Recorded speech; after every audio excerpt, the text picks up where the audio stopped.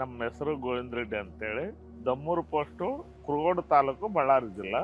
ನಾವು ಬೆಳೆ ಚಿಲ್ಲಿ, ಭತ್ತ, ಇನ್ನೊಂದು ಮೆಕ್ಕೆಜೋಳ.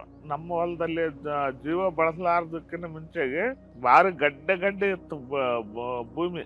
ನಮಗೆ ಜೀವ ಬಂದು 2022ರಲ್ಲಿ ತಗೊಂಡ್ಮೇಲೆ ಅದು ಭೂಮಿ ಗಟ್ಟಿ ಇದ್ದದನ್ನ ಸಡ್ಲ್ ಮಾಡ್ತು, ಭೂಮಿ ಮೆತ್ತಗಾಯ್ತು. ಬೇರೆ ಕಂಪಲ್ಸರಿ ಬಂದತ್ತಂದ್ರೆ ಬೆಳೆ ಕಂಪಲ್ಸರಿ ಅಂತ ನಮ್ಗೆ ಅರ್ಥ ಆಯ್ತು.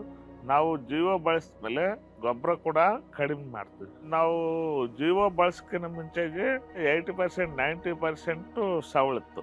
ಜೀವ ಬಳಸಿದ್ಮೇಲೆ 50% ಕಡಿಮೆ ಆಗಿದೆ. ಆಮೇಲೆ ಬೆಳೆ ಕೂಡ ಅದಕ್ಕೆ ಒಂದು 2ರಿಂದ 5 ಕ್ವಿಂಟಲ್ವರೆಗೆ ವ್ಯತ್ಯಾಸ ಬರ್ತದೆ.